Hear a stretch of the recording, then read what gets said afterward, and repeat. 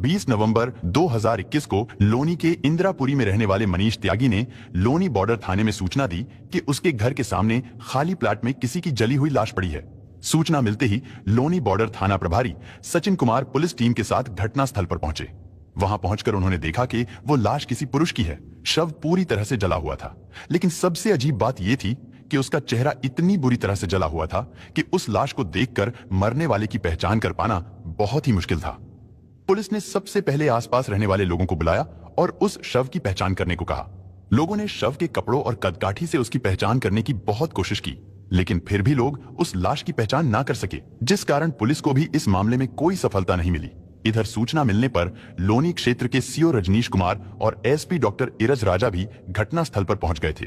इसके बाद पुलिस ने उस लाश में एक खास बात ये नोट की कि हत्यारे ने लाश के चेहरे तथा ऊपरी हिस्से को ही जलाने का ज्यादा प्रयास किया था, क्योंकि धड़ से नीचे का हिस्सा और उस पर पहने हुए कपड़े बिल्कुल साफ और सही थे।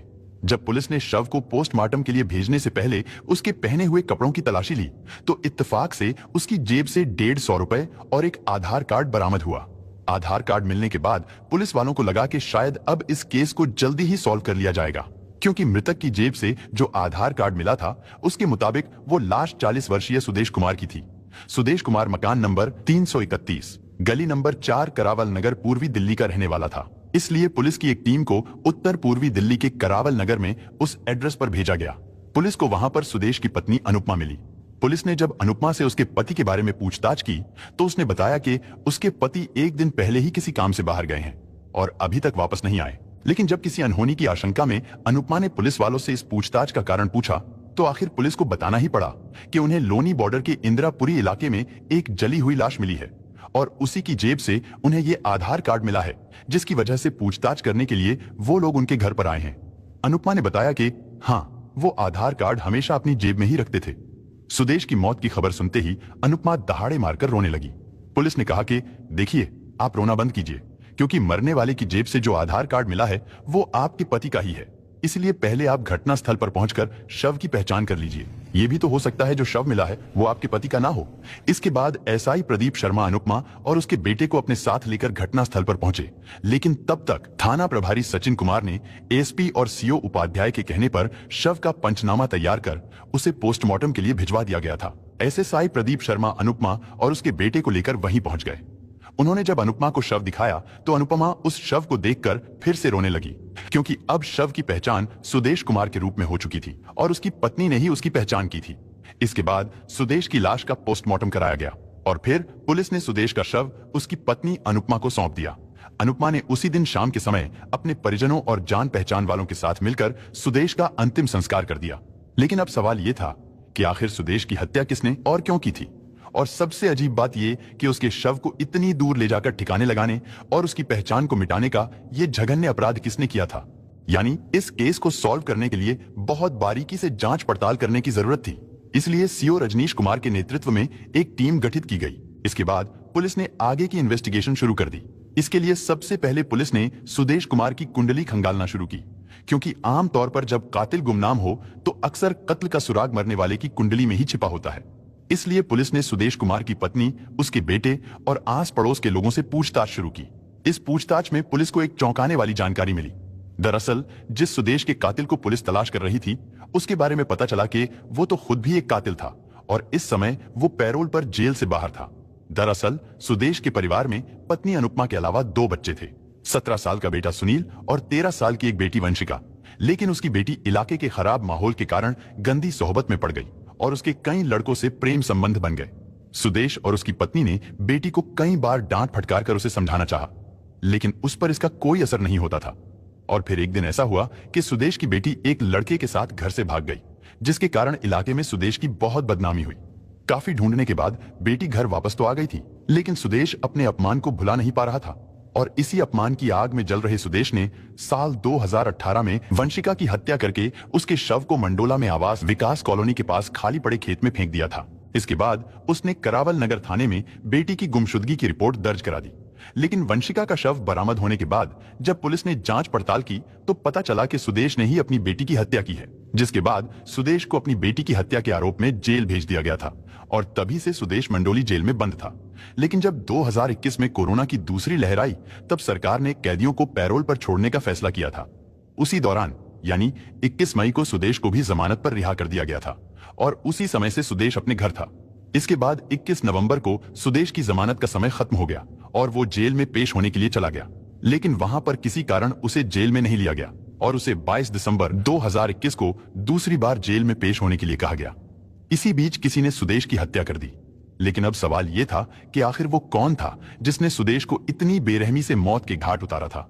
इसके बारे में जानने के लिए पुलिस ने सुदेश की पत्नी और उसके जान पहचान वाले लोगों से कई बार पूछताछ की, लेकिन फिर भी पुलिस को सुदेश की हत्या और उसके कातिल का कोई सुराग नहीं मिला। एक बात ऐसी जरूर थी जिसके कारण इस केस की जांच में जुटे एसपी इरज राजा और थाना प्रभारी सचिन कुमार उस एंगल पर घंटों से अपना दिमाग खपा रहे थे।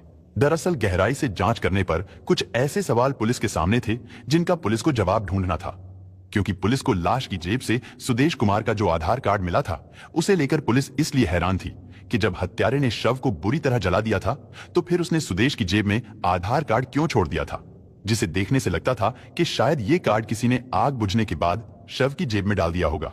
और यही बात पुलिस को बार बार खटक रही थी, क्योंकि अगर किसी ने सुदेश की हत्या करने के बाद उसके चेहरे को इसलिए जलाया था कि उसकी पहचान ना हो सके, तो फिर कातिल ने उसकी जेब में आधार कार्ड क्यों छोड़ दिया था।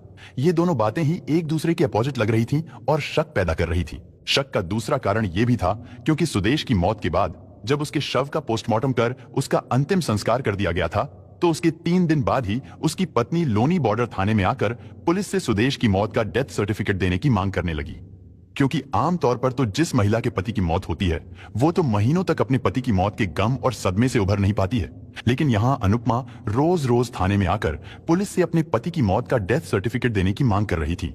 पुलिस को उसका ये व्यवहार बड़ा अजीब लग रहा था, इसलिए जब पुलिस ने उससे सर्टिफिकेट लेने का कारण पूछा तो अनुपमा ने बताया कि उसे मंडोली जेल में सर्टिफिकेट देना है और वहां पर सुदेश के सरेंडर करने की डेट से पहले यह बताना है कि उसकी मौत हो चुकी है। अनुपमा का यह रवैया भी पुलिस को हैरान कर रहा था, इसलिए एसपी देहात ने इस केस की तफ्तीश को आगे बढ़ाने के लिए सर्विलांस टीम के साथ साथ अपने मुखबिरों की मदद लेने का फैसला किया, क्योंकि अब पुलिस को लगने लगा था कि सुदेश की हत्या के पीछे कोई गहरी साजिश हो सकती है। इसलिए पुलिस की एक टीम ने चुपके से सुदेश के घर के आसपास लगे सीसीटीवी फुटेज को खंगालना शुरू कर दिया ताकि ये पता लगाया जा सके कि इस वारदात से पहले सुदेश कब और किसके साथ घर से गया था और उस समय उसने कौन से कपड़े पहने हुए थे। इत्तेफाक से सुदेश के घर से कुछ ही दूरी पर लगे एक सीसीटीवी कैमरे में एक ऐसी फुटेज मिली जिसने इस पूरे केस की दिशा को ही बदल कर रख दिया। उस सीसीटीवी कैमरे में 19 नवंबर 2021 की रात को एक संदिग्ध व्यक्ति नजर आ रहा था। वो व्यक्ति साइकिल पर एक बोरी लेकर जाता हुआ दिखाई दे रहा था। पुलिस ने सीसीटीवी में दिख रहे उस व्यक्ति की पहचान पता करने की कोशिश की तो आसपास के लोगों ने पुलिस को बताया कि जो व्यक्ति साइकिल से जाता हुआ दिखाई दे रहा है वो कोई और नहीं बल्कि सुदेश कुमार है, और इसका मतलब था कि सुदेश कुमार मरा नहीं बल्कि अभी भी जिंदा था। लेकिन अब सवाल ये था कि आखिर उसकी साइकिल पर जो बोरी रखी हुई थी वो उसमें क्या लेकर जा रहा था। उस सीसीटीवी फुटेज में सबसे हैरान करने वाली बात यह थी कि जब देर रात को करीब 11 बजे सुदेश अपने घर से निकला था तो तब उसके शरीर पर वो कपड़े नहीं थे जो इंदिरापुरी में मिलने वाली जली हुई लाश पर थे और जिसे अनुपमा ने अपने पति सुदेश की बताया था।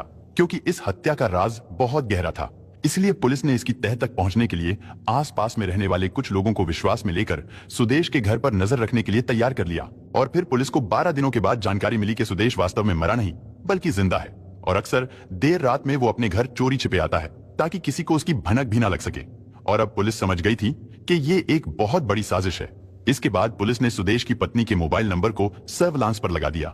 इसके बाद 10 दिसंबर 2021 की रात को जब सुदेश अपने घर पर आया तो पहले से ही जाल बिछाए खड़ी पुलिस ने सुदेश को दबोच लिया। साथ ही पुलिस ने उसकी पत्नी अनुपमा को भी हिरासत में ले लिया। फिर उन दोनों को पुलिस स्टेशन लाया गया। इसके बाद उन दोनों से कड़ाई से पूछताछ की गई तो उन्होंने अपना जुर्म स्वीकार कर लिया, लेकिन उन्होंने इस हत्याकांड की जो कहानी सुनाई उसे सुनकर आप भी हैरान रह जाएंगे।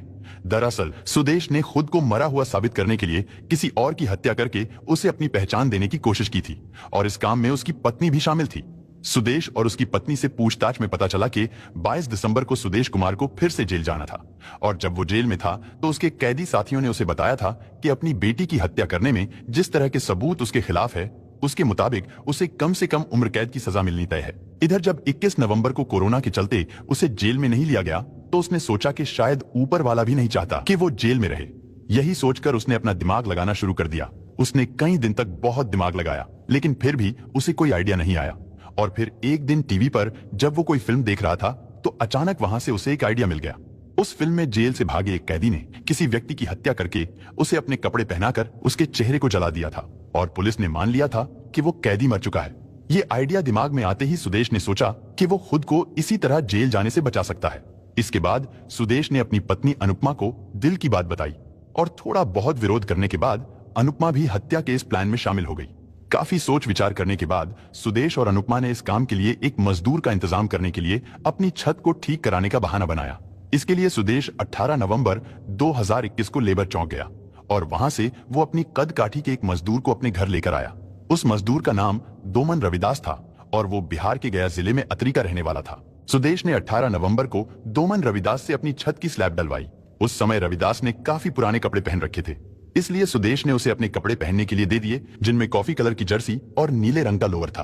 क्योंकि अगले दिन भी काम होना था, इसलिए सुदेश ने रविदास को अगले दिन फिर से काम पर आने के लिए कहा।